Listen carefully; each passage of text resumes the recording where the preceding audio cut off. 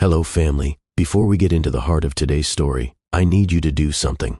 Please, hit the like button, subscribe, and drop a comment right now. It helps this story reach more people, and trust me, you'll want others to feel this one. Let's get straight to the point. The silence inside the bridal suite wasn't peace. It was pressure. The kind that presses into your skin like the tight lace of a too small dress. The kind that doesn't whisper serenity. It shouts judgment in the quiet. Ashley Monroe felt it in her ribs as she sat at the edge of the velvet chair, her wedding gown smooth and spotless against the dusty blue fabric. Outside, guests drifted through the vineyard courtyard, laughing, air-kissing, sipping champagne like they were born with crystal flutes in hand. The air hummed with wealth. Not new money, not flashy wealth. The old kind. Quiet, unapologetic, generational. Ashley's eyes followed a tall blonde woman with a diamond bracelet that looked like it had a mortgage. The woman laughed beside a man with a pocket square and posture that screamed, "I went to prep school and never once had to prove my worth." Ashley swallowed. A knock at the suite door made the stylists freeze. "It's just Tara," a voice called softly. "Let her in," Ashley said, finally speaking. Tara stepped in gently, shutting the door behind her with a click. She wore a fitted rose gold bridesmaid gown and worry in her eyes. "You haven't touched your champagne," she said. "I don't want to spill it," Ashley replied. "Liar," Tara smirked. "You're spiraling." Ashley glanced up sharply. Tara held up her hands. "Okay. Poor word choice. You're tense." Ashley nodded slowly. "I'm trying not to take up space." Tara tilted her head. "Ash, you're the bride. This is literally your space." Ashley didn't respond. Her eyes fell back to the window. "I'm the bride in a world that thinks I faked my way in," she finally said. Tara sat beside her. "You didn't fake a damn thing. You worked harder than anyone in this building. Your love story is real." Ashley's hands lay folded in her lap, still but tight. "Do you think she'll speak to me?" she asked. "Katie?" Tara's brow arched. "If she has something to say, she can say it to Charles." "That's not how it works with women like her," Ashley murmured. "They don't raise their sons, they groom them, and I am not who she groomed him for." Tara stayed quiet. The door creaked again. This time, it was the florist. She wheeled in the bouquet cart, all ivory peonies and soft eucalyptus. Ashley's bridal bouquet sat on top, modest, classic, bound with a ribbon instead of pearls. Tara reached for it, held it out. Ashley took it carefully, her hands trembling ever so slightly. "She's going to lose her mind when she sees me walk down that aisle," Ashley said, voice low. "Let her," Tara said.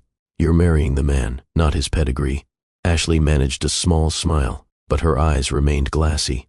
A soft chime echoed from her phone. A message. "Charles, 1 hour to go. I love you.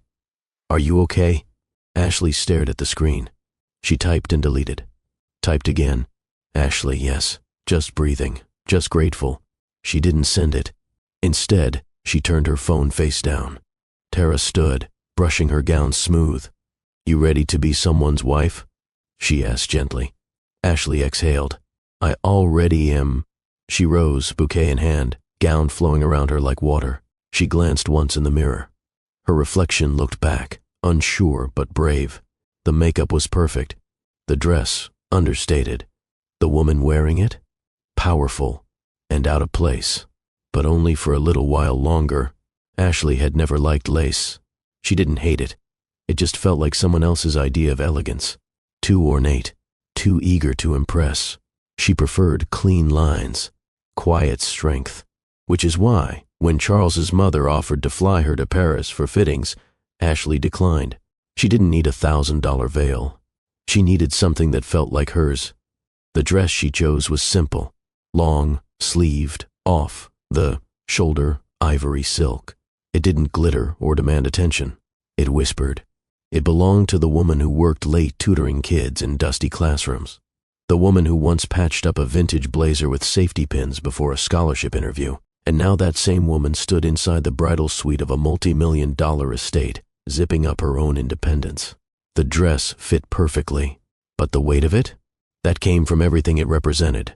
Ashley adjusted the hem carefully, letting it fall exactly where she wanted, just brushing the tops of her modest satin heels. No stilettos, no designer label carved into the arch, just comfort, stability, control. She stepped toward the mirror again. This time, her gaze didn't flinch. Behind her, Tara stood quietly, watching her best friend transform, not into someone new, but into someone unafraid to be seen. "You look expensive," Tara said with a grin. Ashley laughed. "This cost less than your bridesmaid dress. Then you owe that mirror a thank. It's lying in your favor." Ashley rolled her eyes, but her smile lingered. Then it faded. "She'll hate it." Tara didn't have to ask who she was. "She'll think it's plain," Ashley continued. "She'll say it lacks personality." "Good," Tara said, "because her definition of personality is covered in sequins and aggression." Ashley smirked, but her shoulders still tensed. "She'll say it's not bridal enough. And you'll say it's your wedding, not hers," Tara countered. Ashley tilted her head, considering the truth in that. "Let's pause for a second.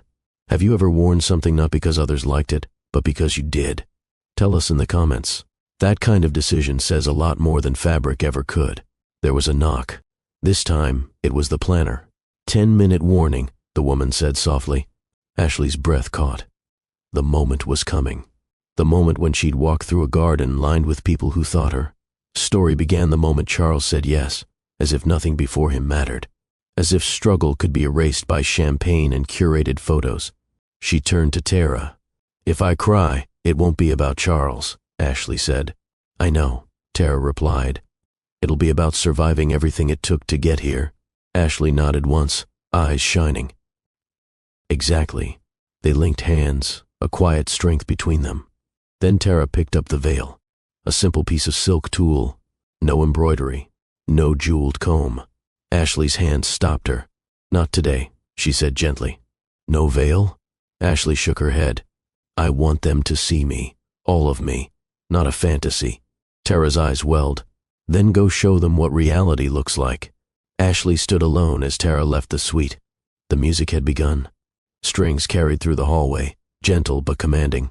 Ashley looked once more in the mirror. Not for approval, for acknowledgement. "I am enough," she whispered. And then she turned. Each step toward the door sounded louder than the last. Heels against marble, heartbeat against silk. The weight of the dress? It wasn't heavy anymore. It was armor. The grand doors of the Rosewood Mayfair estate creaked open, revealing sunlight spilling across the gravel path. Ashley stepped out, bouquet in hand, the smooth glide of her ivory dress catching light with each step. Gasps didn't come from awe. They came from confusion. The kind of confusion that doesn't understand restraint, that wonders why a woman marrying into 9 figures would show up without crystals clinging to her neckline, without a cathedral train, without armor made of designer embroidery. But Ashley didn't flinch. She walked slow, deliberate, eyes steady. Every step down the aisle was earned, not gifted. In the rows of wooden chairs lining the ceremony aisle, the guests watched. Some whispered behind hands. Others tilted their heads, forcing polite smiles. But not a single one could look away. On the groom's side, board members, trust fund heirs, wine barons, and boutique gallery owners. Men in tailored tuxedos, women in custom gowns that whispered affluence with every rustle. On Ashley's side, her mother in a navy blue church dress, 2 cousins who had scraped together airfare. Her former principal, sitting proudly in the 3rd row. There was a contrast, not just in money, but in presence. Some guests treated the wedding like a business brunch. Others treated it like a miracle. From the corner seat on the groom's side, Katie Vandeleur watched through narrowed eyes. She didn't blink, didn't clap when Ashley appeared, didn't smile when the pianist played the prelude. She simply stared, lips tight, hands folded across her lap like a monarch tolerating disruption. Beside her, a woman leaned over and whispered, "Is that the dress?" Katie didn't answer, because yes, it was the dress, the one Ashley had chosen herself, the one she hadn't asked permission for, the one that whispered dignity rather than screamed status. And that silence, that quiet defiance, it irritated Katie more than any glitter ever could. The ceremony space was stunning. Rows of white hydrangeas framed the altar where Charles waited, his eyes locked on only one person. The moment he saw her, his breath hitched. He didn't care what label was on her dress. All he saw was the woman who once refused help lifting boxes of children's books outside a coffee shop and challenged him with that same stare she wore now. Ashley reached the aisle's end. Her mother kissed her cheek, eyes glistening with quiet pride, and placed her daughter's hand into Charles's.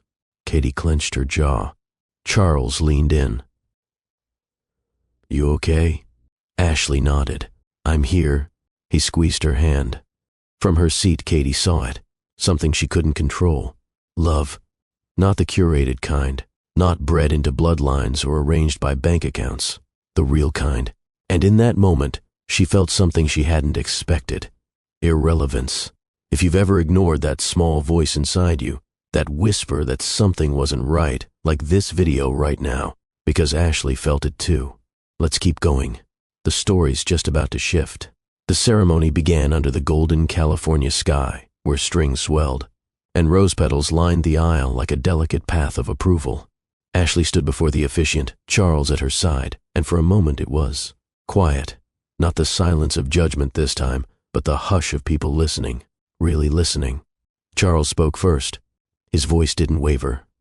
"I met her carrying a box heavier than she ever let on," he said, glancing at Ashley, his expression soft. "I offered help. She refused. Not because she didn't need it, but because she didn't know how to accept what came without conditions." The crowd chuckled gently. Charles continued. "She wasn't impressed by my name, or my money, or the building that bore my last name. She was impressed by stories, by ideas, by kids she hadn't even met yet." Ashley blinked, steadying her breath. Charles's voice dropped. "Today, I don't just marry the woman I love.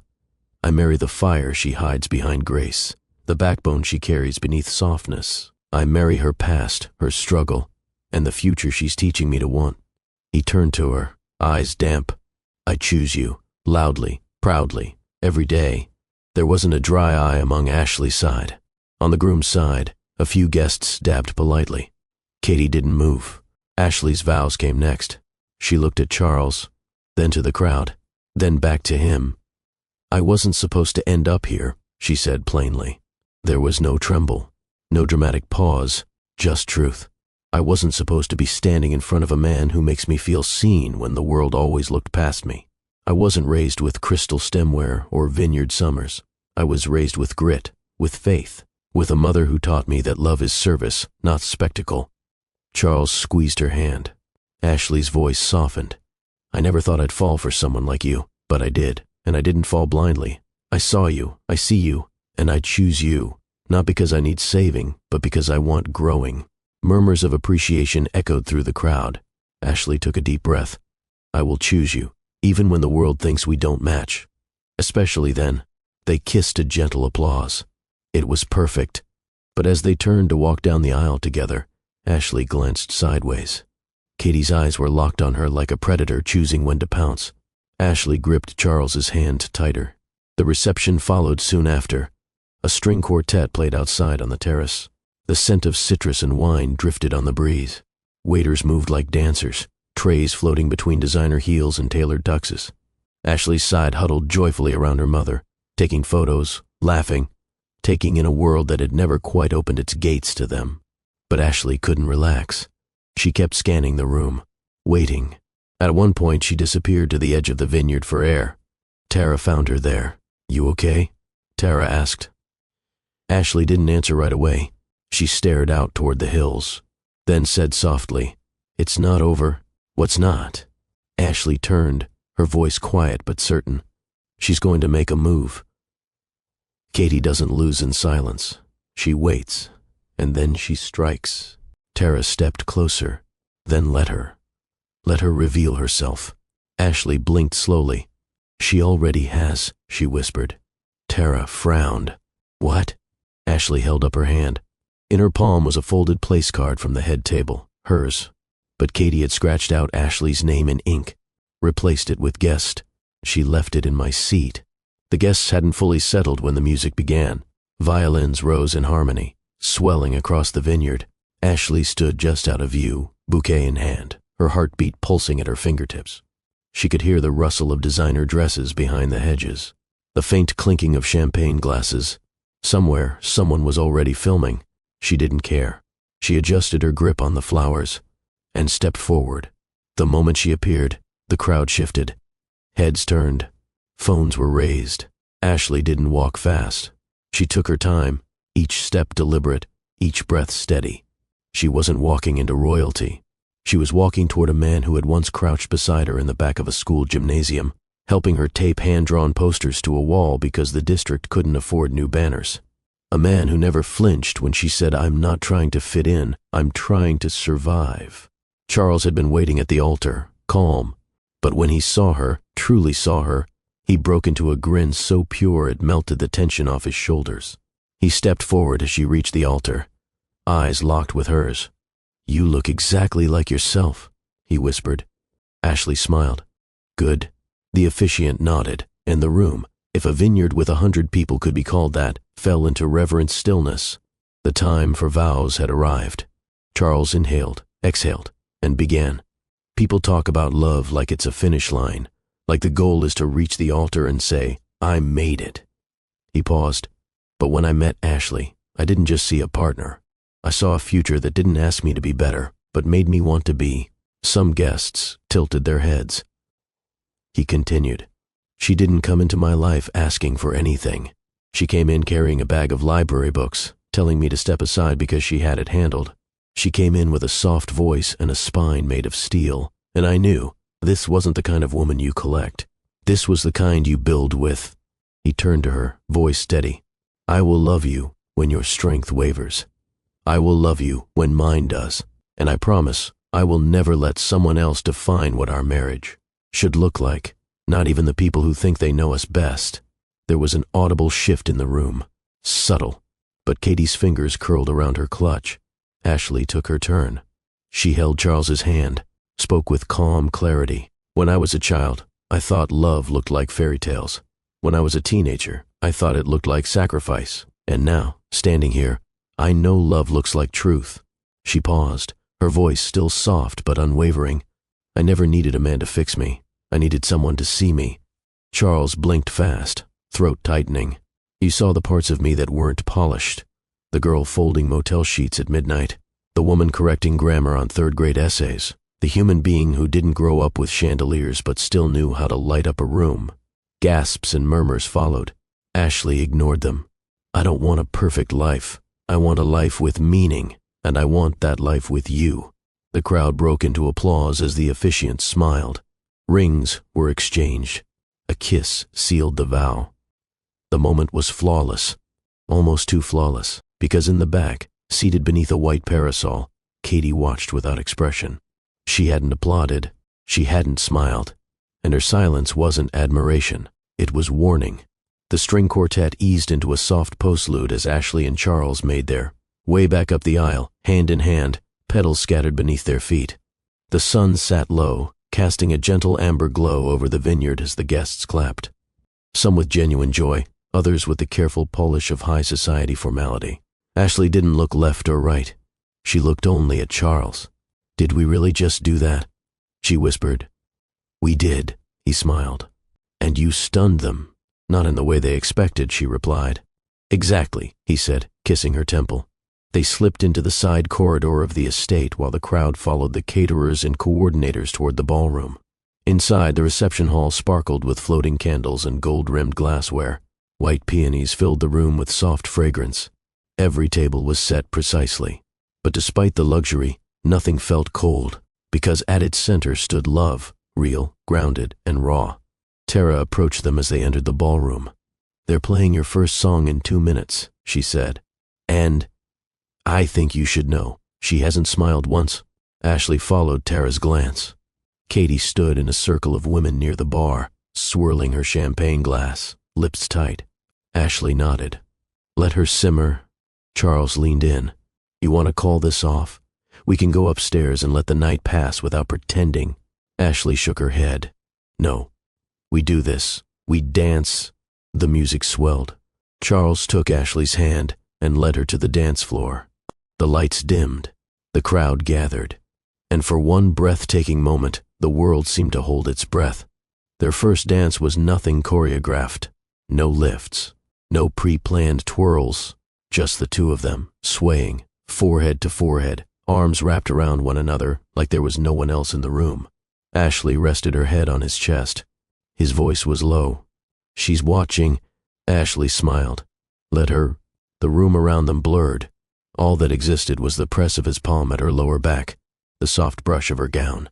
Across his shoes, the way he whispered her name like a prayer between verses of the song. This was the moment she would remember.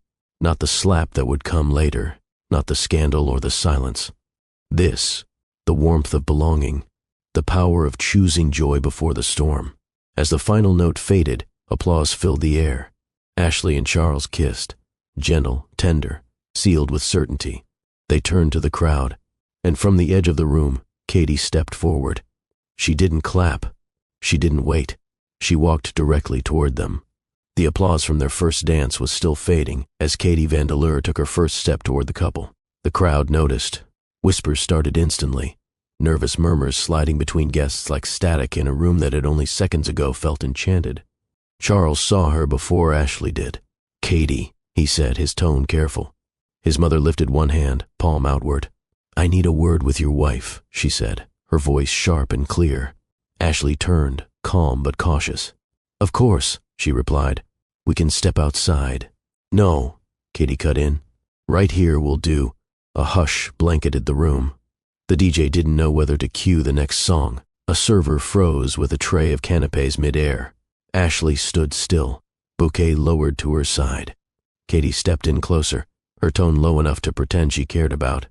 Decorum, but loud enough to ensure every person nearby could hear. "I tried," she said through tight lips. "I tried to be civil. I gave you a chance to prove you weren't just another opportunist who stumbled into good fortune." Ashley blinked. "Excuse me?" "You're embarrassing this family," Katie hissed.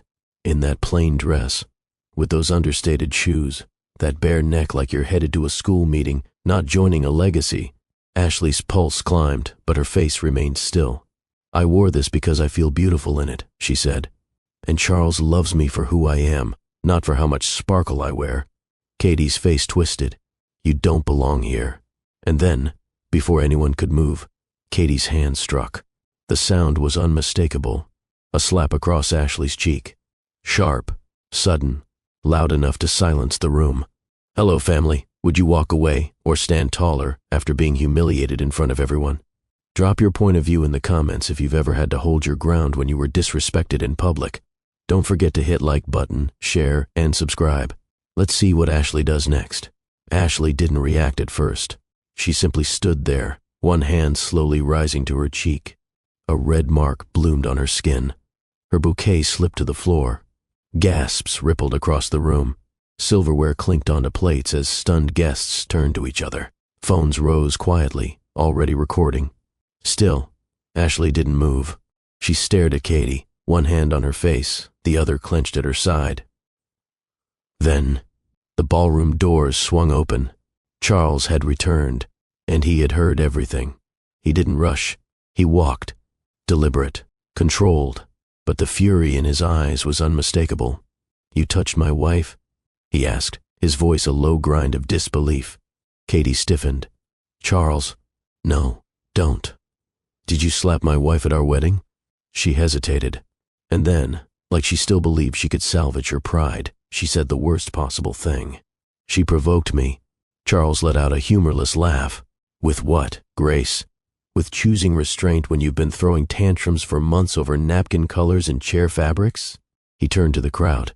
"If anyone's texting about this already, let me help you out."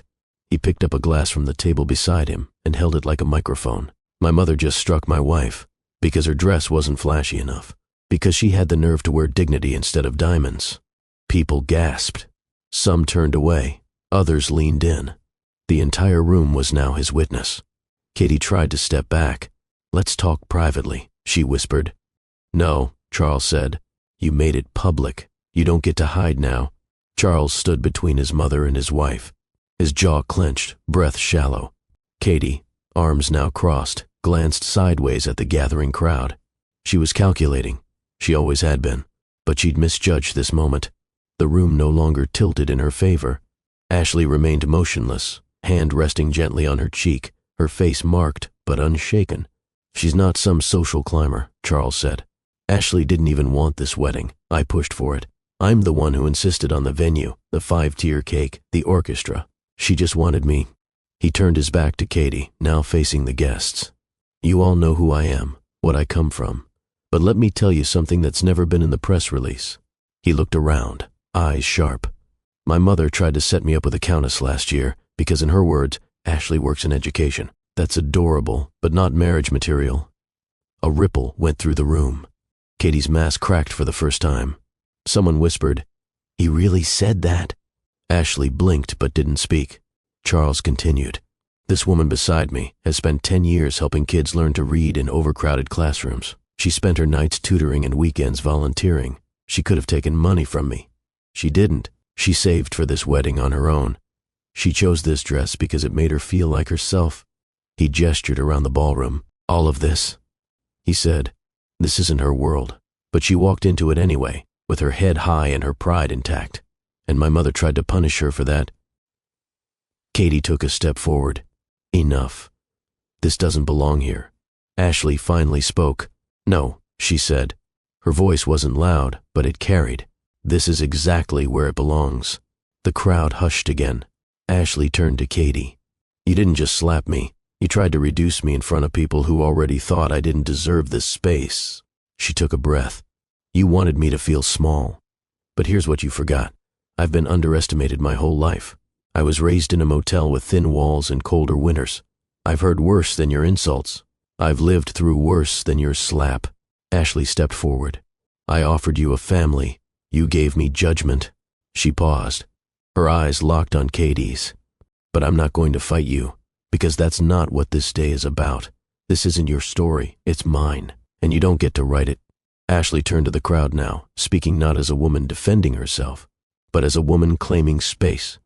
"I bought this dress with the money I made from working nights and saving on lunch breaks, because I didn't want today to be a performance. I wanted it to be ours, not a transaction, not a parade, not a PR stunt." She looked down at the bouquet still resting on the floor. "I knew coming into this family wouldn't be easy, but I came anyway, because I believed in love more than I feared rejection." She turned to Charles and held out her hand. "I'm still choosing you." Charles reached for her, eyes burning. "And I'm choosing you, louder than ever." He pulled her close. She leaned into him. The music returned, not by cue but naturally. The DJ, sensing the temperature of the room, gently brought in a soft ballad. Ashley looked at Charles. "Let's dance." They moved to the center of the floor, surrounded by silence. Then, slowly, guests stepped aside. Phones were lowered. The space opened, and in the middle of it they danced.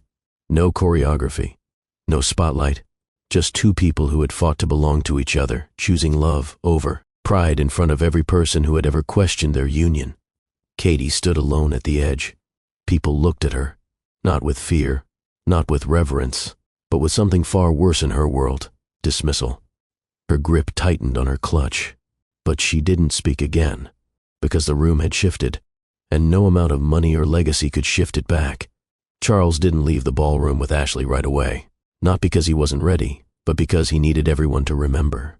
The crowd had begun to murmur again after their dance, the slap no longer the only event dominating their attention. Now it was the fallout, the clarity, and Charles wasn't done. He turned slowly from Ashley and walked back toward the microphone at the band's corner. Katie was already gathering her things. "Don't," he said, stopping her with one word. The crowd quieted again. A ripple of curiosity passed through them. Katie froze. "I know most of you came here expecting a picture-perfect union between families," Charles said into the mic. "A merging of names, traditions, wealth." He looked out at familiar faces, board members, investors, socialites, and instead, what you witnessed was a fracture. He held up his hand before anyone could interject. "But that fracture isn't a tragedy, it's a correction." Katie's hand trembled against the back of the gold-plated chair beside her. "I've spent years living in the shadow of a legacy I didn't build," Charles continued. "I was taught what to wear, what to say, who to entertain. I was told how a wife should look, what her background should be, what schools she should have gone to." He paused. "Never once was I asked who made me feel safe." There was a stillness in the room now, not the quiet of shock, but the kind that follows when people begin to reevaluate everything they believed about someone. "My mother tried to protect the family image," Charles said. "But I'm done protecting appearances. I care about character, about intention. About the people who show up when the lights are off and nothing's glamorous. His voice lowered. Ashley never asked to marry my money.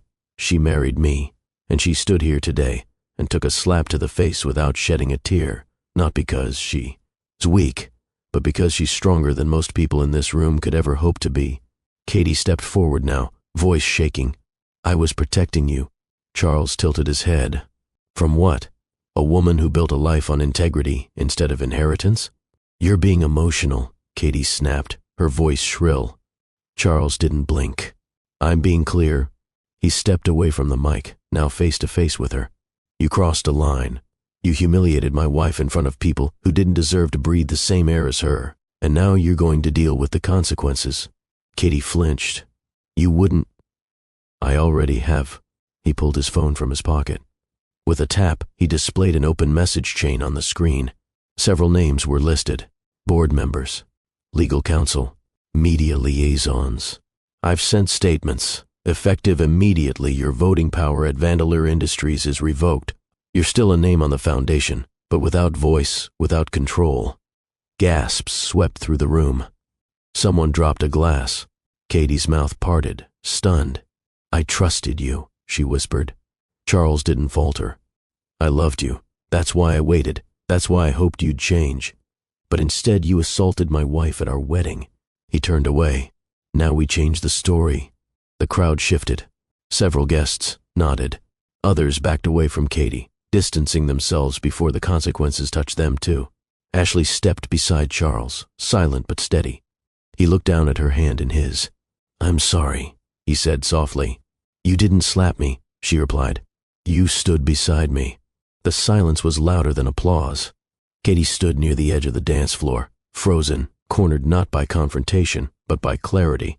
The air buzzed with murmurs, but no one came to her defense.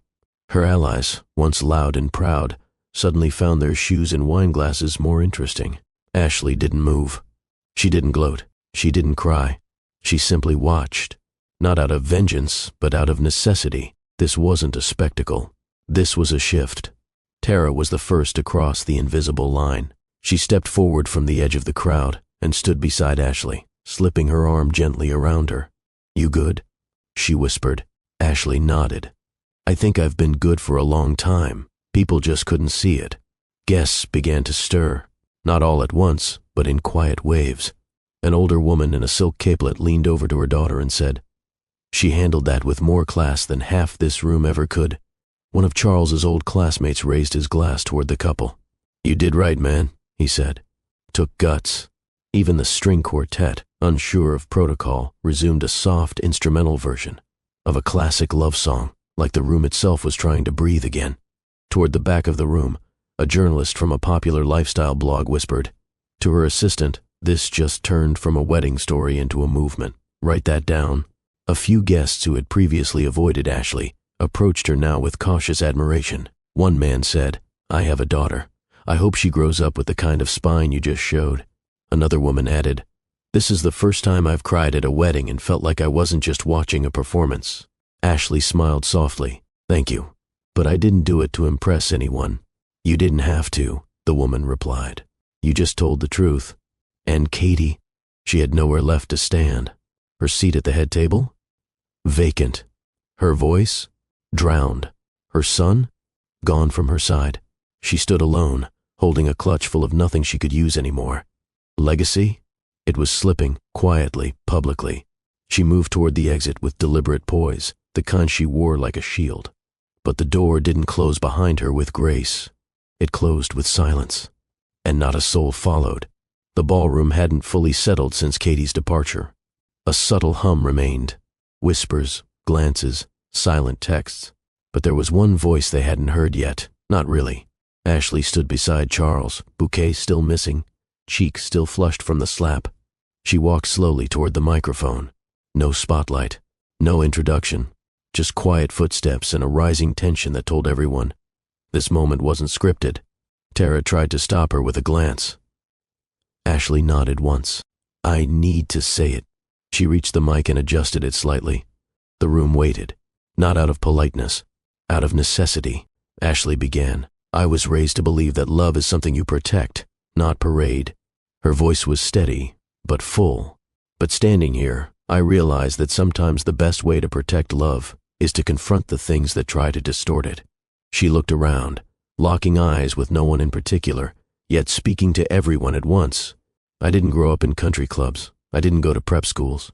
I grew up sharing a bedroom with 2 cousins, folding laundry with my mother before dawn, praying she wouldn't get laid off that week. A few guests lowered their heads. I didn't marry Charles for what he could give me. I married him because he saw me when others didn't. She exhaled, her voice softening.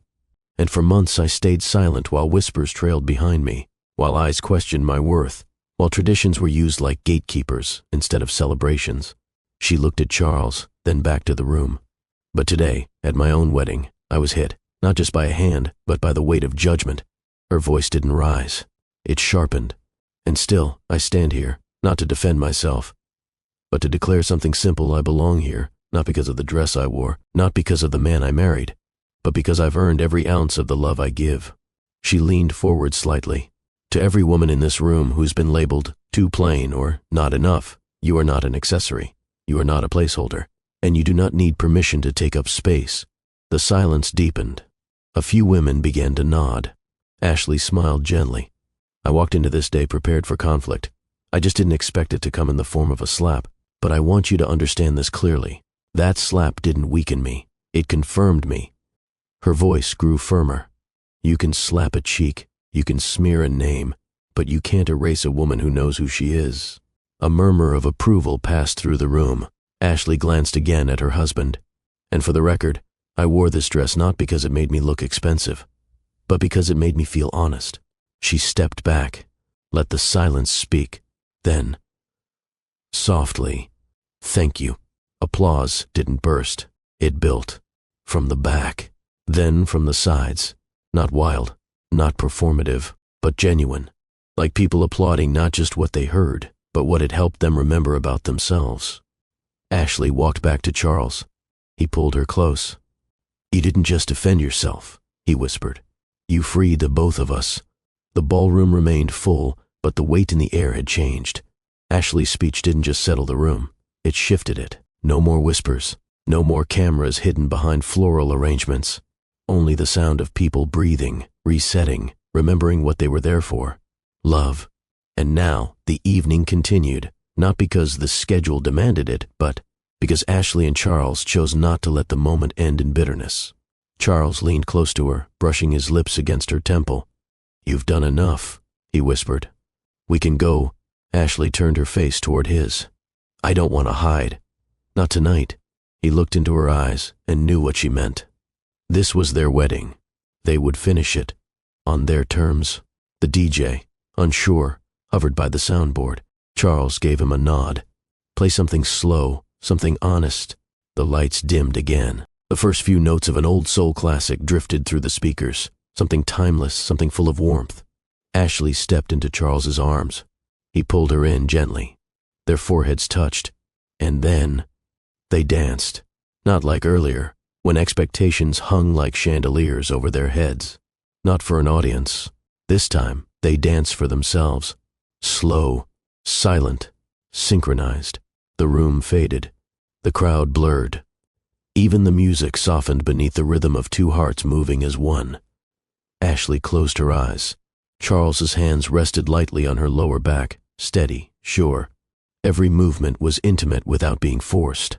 Every breath was a reminder of why they began in the first place. He kissed her shoulder just once. "Still with me?" he whispered. "Always," she replied. She looked up at him. "There was a second, just a second, when I wondered if you'd take her side." "I never saw a side," he said. "I saw a woman I love being disrespected, and I couldn't stand by." Ashley exhaled. Her cheek rested on his chest again. As the song continued, more couples stepped onto the floor, not out of tradition, but because they were moved by something real. Tara danced with Ashley's cousin. One of Charles's uncles pulled his wife close for the first time in years without looking over his shoulder. Something had changed. The wedding was no longer a stage. It was a memory in motion. Ashley's lips brushed Charles's ear. "Do you think they'll forget what happened?" He shook his head. "No, but they'll remember what followed even more." "And what followed?" she asked. Charles smiled. "You, standing there, and reminding everyone exactly who you are." The music faded. Ashley rested her hand on his chest, feeling his heartbeat. Fast, alive, grounding. They stood in the center of the floor a moment longer, not wanting it to end. But eventually they stepped away, together. No speeches this time, no drama, just the quiet decision to go upstairs and let the rest of the evening fade into laughter and gentle toasts. Let the guests tell their stories. Let the headlines write themselves. Ashley and Charles had already lived a part worth remembering. The suite was still. Outside the doors, laughter returned to the ballroom in cautious waves. Glasses clinked. Music picked up again. The chaos was behind them. But inside, silence. Charles shut the door behind them, locking it gently. Ashley stood by the vanity, not facing him yet. Her back straight, her fingers tied around the ribbon that had once held her bouquet. Her reflection stared back at her in the mirror, eyes tired but defiant, shoulders squared, skin still marked faintly on one cheek. She exhaled, and then she let it happen. A single tear. Charles moved quietly across the room, not with urgency, with intention. He didn't say anything, didn't ask if she was okay. He simply came up behind her, pressed his hands lightly to her arms, and rested his forehead against the back of her head. Ashley closed her eyes. "I didn't want to cry in front of them," she said. "I know," he whispered. "I didn't want to be the story." "You're not the story," he said softly. "You're the truth they couldn't handle." She turned to face him. "I didn't marry you to be protected," she said. "And I didn't marry you to be perfect," he replied. "I married you because you never flinch, because you don't apologize for being exactly who you are." Ashley stepped back, reached slowly for the zipper of her dress. It slid down with a whisper. Charles moved behind her again, placing a soft kiss on her bare shoulder. "You didn't owe them grace," he murmured. "I gave it because I didn't want to lose myself." "And you didn't," he said. "You held every piece of yourself together, even when the room tried to chip you apart." She turned, face bare, back exposed, and for the first time that day, she looked unguarded. Charles traced a fingertip along the faint red mark on her cheek. "I'll never forget this day," he said. Ashley smiled softly. "Neither will the internet." "I don't mean the headlines." He met her eyes. "I mean this. You, choosing calm when chaos begged you to break. You, standing there while I realize that everything I inherited means nothing if I don't defend the person I love." Ashley rested her head on his chest. They stood like that for a long while. Then she whispered, "I thought I'd feel humiliated, but I don't." Charles kissed her forehead. "You should feel crowned." She exhaled through a shaky laugh. "Can I tell you something selfish?" "Always." "I'm glad she did it tonight," Ashley said. Charles blinked. "Because now I know. I know what I'm up against. I know who I've married and who I haven't." Charles stepped closer. "And now it's just us." They stayed quiet for a moment, letting the weight of everything float down like dust after a storm. Ashley pulled him close, forehead to his, their breath shared in inches. No more speeches, no more scripts, only presence, only trust, only the beginning of what comes when truth doesn't have to hide anymore.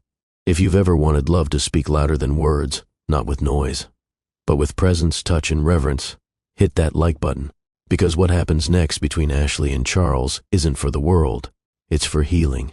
The bridal suite was quiet again, not the tension-filled silence from earlier. This was something different, something earned.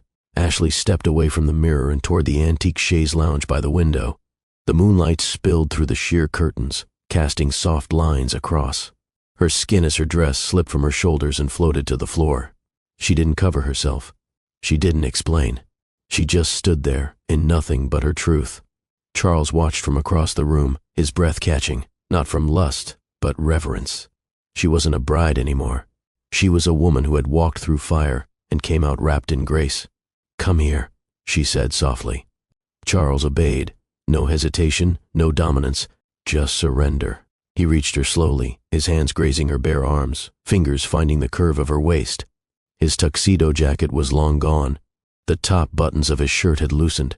But now he shed it completely, piece by piece, until nothing stood between them but warmth. Ashley reached up and touched his face. "I want to feel what it's like to be wanted, without expectation, without noise. Charles leaned into her touch. "I want to feel what it's like to be seen by you," he whispered. She pulled him down onto the chaise with her, their bodies aligning with ease, their rhythm unforced. Their kiss was slow, not timid, intentional.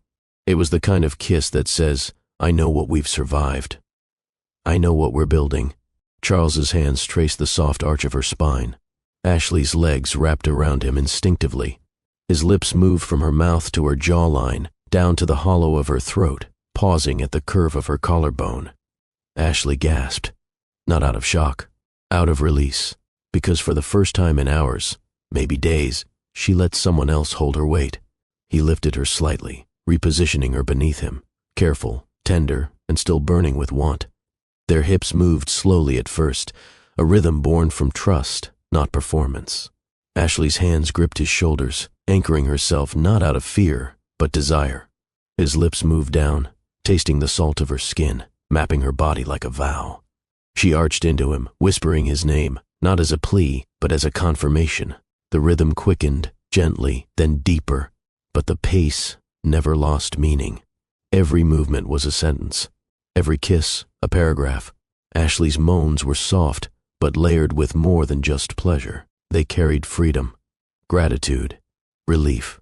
She held eye contact as he moved inside her, slowly, fully. Not once did he look away. He wanted her to know this wasn't just a moment. It was a declaration. Ashley wrapped her arms tighter around his back.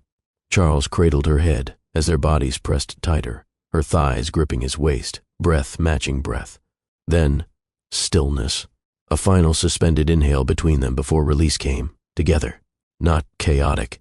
Afterward, their bodies lay tangled in the folds of silk sheets and moonlight. Ashley rested against his chest, her fingers tracing a slow circle on his skin. "I thought I would feel shattered after today," she said. "You don't?" he asked. She shook her head, voice low. "I feel claimed, but not by you, by me." For the first time, I didn't bend to make people comfortable. I didn't flinch. I didn't disappear. Charles kissed her forehead. "You didn't just show up today," he said. "You arrived." Ashley tilted her head up toward him. "And you?" Charles smiled. "I've never been more certain. Of anything, of anyone." They kissed again. Slower this time. Not for passion, for peace. If you've ever found comfort in someone, not because they fixed you, but because they held space for you to be whole, comment touch with meaning. Because what Ashley and Charles just shared wasn't about dominance. It was about devotion. Next, Ashley reflects on what was left behind, and what she's building next. Ashley lay nestled against Charles, her skin warm against his, the sheets tangled around their legs. The fire in the hearth crackled softly.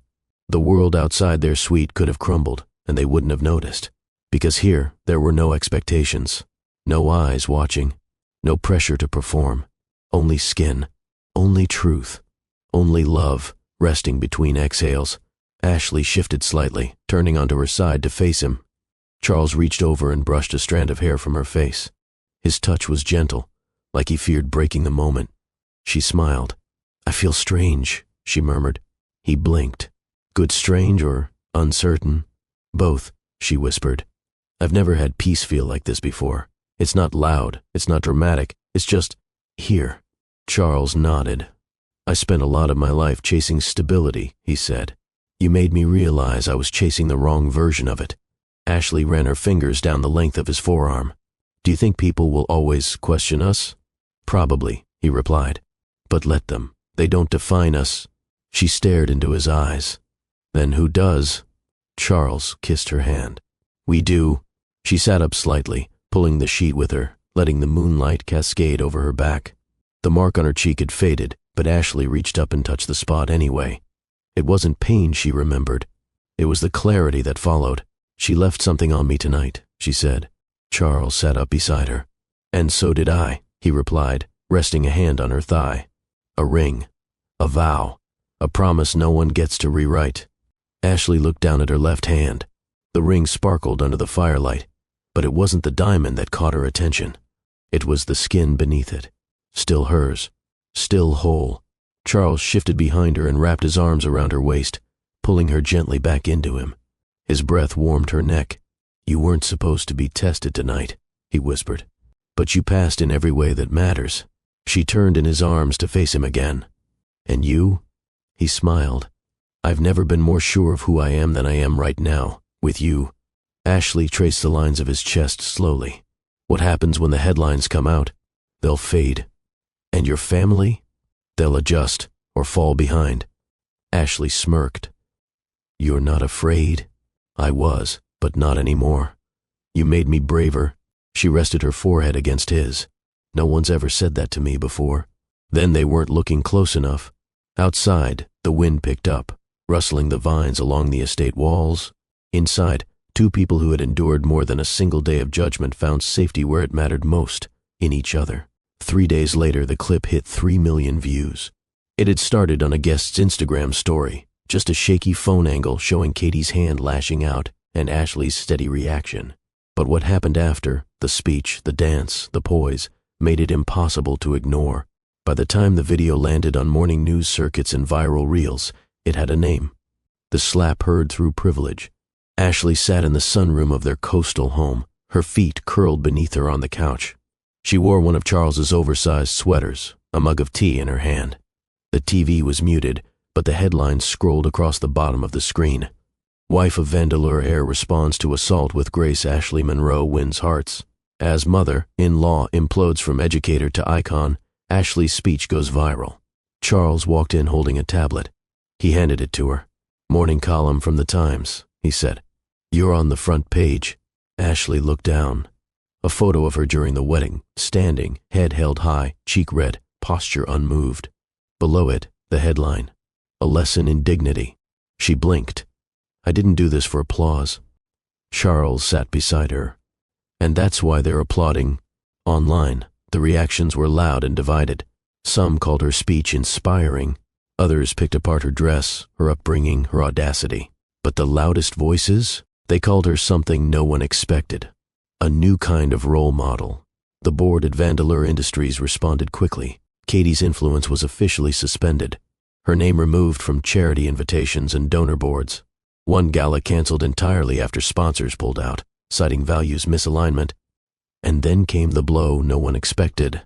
Charles announced a new initiative in Ashley's name, the Monroe Initiative, a scholarship fund for first-generation female educators. He stood before a press room in a navy blue suit, Ashley seated behind him, calm and quiet. "This isn't about damage control," Charles said. "It's about honoring the kind of strength we don't see enough of, the kind that stands up, even when slapped down." That night, Ashley finally asked the question that had been pressing on her chest since the wedding. "Did I ruin your family?" Charles looked at her like she'd spoken another language. "You rebuilt me," he said. "And that family, that was never mine to protect. You are—" Ashley looked away for a moment, the weight of it all settling in. "Then I want to make it count," she said. "The noise, the attention, the pain." Charles leaned in. "How?" She smiled. "Let's build something that lives longer than shame." The next morning she drafted the first letter to the board of the Monroe Initiative. It began with, "To the girl who's been told she doesn't belong in the room, sit anyway." The gala was held at the Glass House in San Francisco. Floor-to-ceiling windows, polished marble, a stage framed with white lilies and deep crimson drapery. The color was intentional. Ashley had requested it herself, red, not for rage, but for rebirth. She stepped onto the stage in a fitted crimson gown. No glitter, no sequins, no veil of performance. Her hair was pulled back into a sleek bun. Her face was bare, except for a bold red lip. It wasn't about looking like a statement. It was about being one. The room fell silent. Executives, educators, donors, and press all turned toward her as she approached the microphone. Ashley paused, allowing the silence to settle. Then she began. "I'm not here to relive the moment that brought me to your screens," she said. "You've seen enough of that clip. You've heard enough of that gasp." A few murmurs rippled across the room. Ashley continued. "What I want to talk about is the silence that followed. The one that stayed with me after the cameras stopped rolling, after the ceremony, after the headlines." She glanced around, locking eyes with women who looked like they'd been the only one in a room more than once. "That silence isn't empty. It's full of what we carry, full of what we survived just to be allowed in the room. And tonight, I don't want to fill it with noise. She placed a hand gently on her chest. I want to fill it with meaning. Ashley continued. The Monroe Initiative isn't just a scholarship, it's a mirror. For every girl who's been told her shoes were too cheap, her dreams too big, her voice too bold. This is for you. Applause started, soft but growing. She pressed on. I didn't stand up because I was brave. I stood up because I was tired of sitting down for people who mistook tradition for superiority. More applause now, and I'm not here to prove myself to anyone. I'm here to pull someone else up. The crowd stood. In the back of the room, just behind the last table, a woman sat quietly, alone. Katie. No announcement had been made of her arrival. No one acknowledged her presence. She wasn't listed on the program. Her name wasn't on the donor wall. She wasn't even seated with the family. She wore black, understated, no pearls. Her eyes were locked on the stage. Her hands, usually clenched in defense, were still. When Ashley finished speaking, Katie didn't applaud. But she didn't leave. Not yet. Charles met Ashley as she stepped off stage, eyes glowing with quiet pride. You did it, he whispered. She shook her head. We did it. He glanced over her shoulder, his gaze flickering toward the back of the room. Ashley followed his eyes. Katie sat still, watching. But this time, Ashley didn't flinch. She nodded, just once, not with forgiveness, not with invitation, but with closure. Then she turned back to the donors, to the young women waiting in line to hug her, and she walked forward. The house was quiet again. Ashley and Charles had returned from the gala just after midnight, slipping out through the service entrance to avoid reporters. Now, wrapped in a loose robe, Ashley stood barefoot on the patio of their cliffside home, watching the waves crash against the rocks below. Her phone buzzed beside her. Another article, another headline. She didn't read it. Charles stepped outside, 2 glasses of water in his hands. He offered one to her, and she took it with a grateful nod. They stood side by side, the Pacific wind curling around them. I didn't cry, Ashley said after a moment. Charles looked at her. You didn't have to. I thought I would. I thought I'd come home and finally let it out, but... She turned to face him. I'm not sad. Charles studied her face, soft, grounded, sure. Then, what do you feel? He asked. Ashley took a long breath, unburdened. You know what hurt most about that day? She said, voice calm. It wasn't the slap. It wasn't the eyes watching. She turned toward him again. It was the moment before, the moment I realized she'd rather humiliate me than try to understand me. Charles stepped closer, setting his glass down. I knew she would resist us. I just didn't expect her to try and erase you. Ashley smiled sadly. She couldn't. She stepped back toward him and rested her head on his chest. You once said I rebuilt you, she whispered. I meant it. Well, she said softly, you made me realize I didn't need rebuilding. Just room to stand. He kissed the top of her head. Room that's yours now. Later that night, Ashley sat at her desk, pulling open a drawer filled with letters from former students, sticky notes with tiny thank yous, folded notebook paper with crayon handwriting. She added something new, a note card with a single line. You don't get to decide who your son loves, or who I am. She signed it at the bottom. Wife, teacher, daughter of strength. In a distant part of the city, Katie sat alone in a town car. Her name had been quietly removed from an upcoming panel. A few charitable boards had frozen her memberships. Her inbox was mostly silent. She looked down at the program from the gala, crumpled in her hand. The last line read, in honor of Ashley Monroe, a woman of education, equity, and unwavering truth. Katie didn't cry. Not then. That would come later, when no one was looking. The fireplace glowed amber in the corner of the room. Ashley stood by the open balcony doors, wind tugging gently at her robe. The ocean stretched endlessly before her, the night sky dotted with stars that blinked like quiet reminders of resilience. She held no phone, no drink, no distractions, just breath. Just peace. Behind her, Charles sat on the edge of their bed, watching her silently. There was something about the way she stood, still, unrushed, unbothered, that moved him deeper than any speech ever could. She wasn't just recovering. She was transforming. Ashley turned slightly, her silhouette etched in moonlight. I thought I'd feel broken, she said. "You're not," Charles replied. "I know," she whispered. "But I expected it, the aftermath, the emotional crash, the doubt. I waited for it, and it didn't come." She paused, then added, "I think that scared me more than the moment itself." Charles stood, walked to her slowly, and wrapped his arms around her waist from behind. "Then what do you feel?" he asked. Ashley leaned into him. Strangely, free. "Have you ever waited for pain to return, because you were so used to carrying it, only to realize it finally let go of you? Comment I'm becoming, because healing doesn't always scream. Sometimes it whispers back your name." They stood there, together, bathed in silver light. Ashley closed her eyes, resting her hands over Charles's. "I don't think I knew who I really was before this." Charles kissed her shoulder. "You always knew. You were just too kind to say it out loud." Ashley laughed softly. "Maybe." They fell quiet again, listening to the waves below. Then she asked, "Do you think people will always look at us and question?" Charles didn't hesitate. "All the time." Ashley nodded. "And does it bother you?" He turned her to face him. "No," he said, "because the only gaze that matters is mine."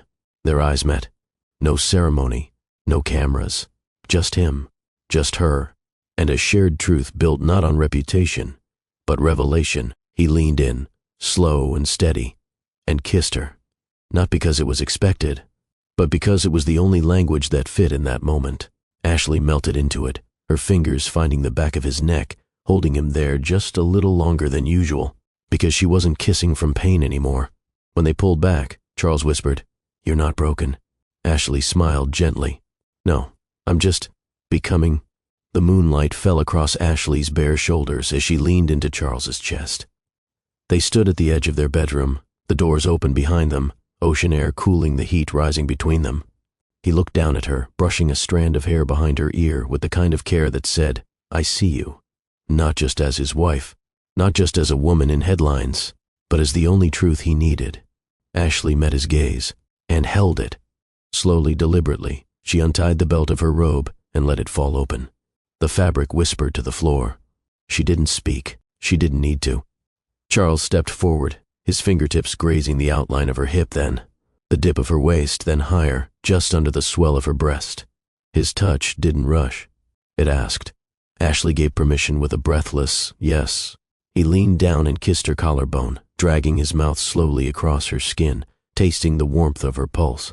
She shivered, but not from the wind. His lips moved lower, brushing the curve of her breast, then her ribs, then the hollow just above her hip. Ashley's hands tangled in his hair as she closed her eyes, chest rising. "Lie down," he whispered, voice low, heavy.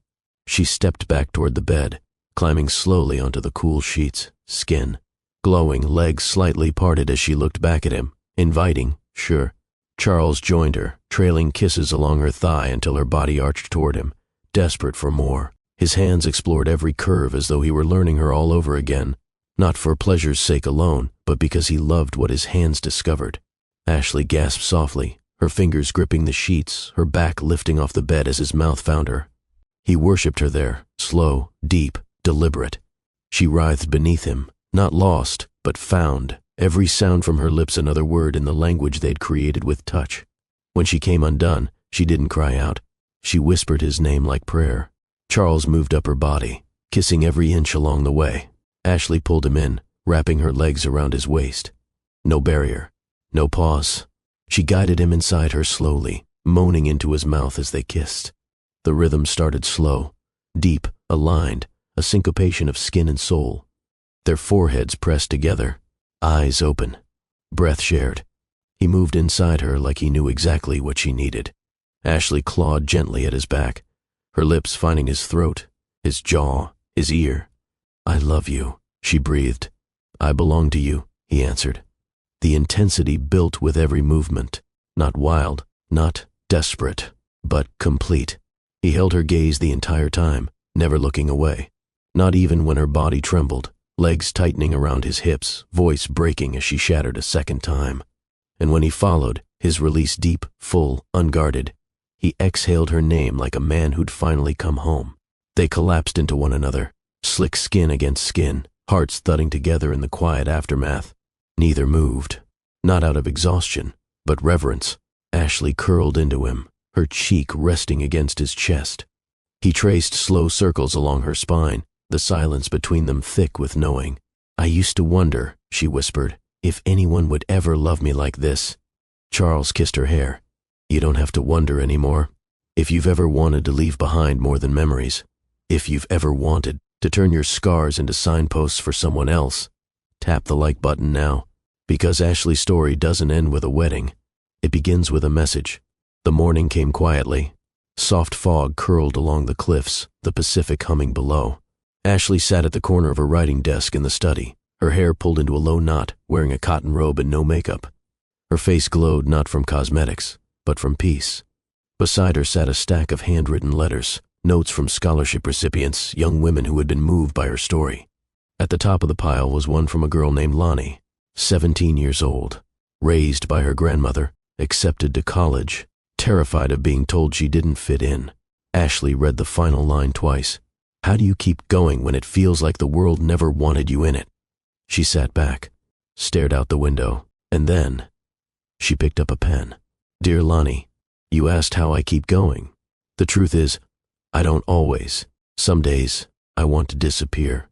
Some days, I want to scream. But most days, I remind myself that not everyone who enters a room belongs there. Some of us are the reason the room changes." She paused, tapping the pen against the edge of the table, then continued. "I've been slapped by hands. I've been slapped by words. But the worst hit I ever took came from silence, from the quiet, smiling faces that watched me shrink and said nothing. But I don't shrink anymore. I stand, because I know that someone like you is watching. And if I can survive the room, you'll know you can walk in too." She finished the letter, signed it, Ashley Monroe, wife, educator, still becoming, then folded it, placed it in the envelope, sealed it with a single kiss. Later that afternoon, she and Charles sat on the patio. He was reading a book. She was barefoot, holding a cup of mint tea. He looked up at her. "What are you thinking about?" Ashley smiled softly. "Her. Who? The girl who's going to need what I needed." Charles nodded. "You gave it to her." Ashley leaned her head on his shoulder. "Not yet," she whispered. "But I will." Inside, her phone lit up with another alert. Another article, another feature, another headline trying to define her, but she didn't reach for it. She already knew who she was, and now, so would the next girl. If this story touched something deep inside you, if you've ever found yourself in Ashley's strength, her silence, her voice, please like, share, subscribe, and comment "I see myself in this," because her journey doesn't end when the music fades. It begins every time someone else dares to stand where she stood, unapologetic, unashamed, unbreakable. Thank you for watching.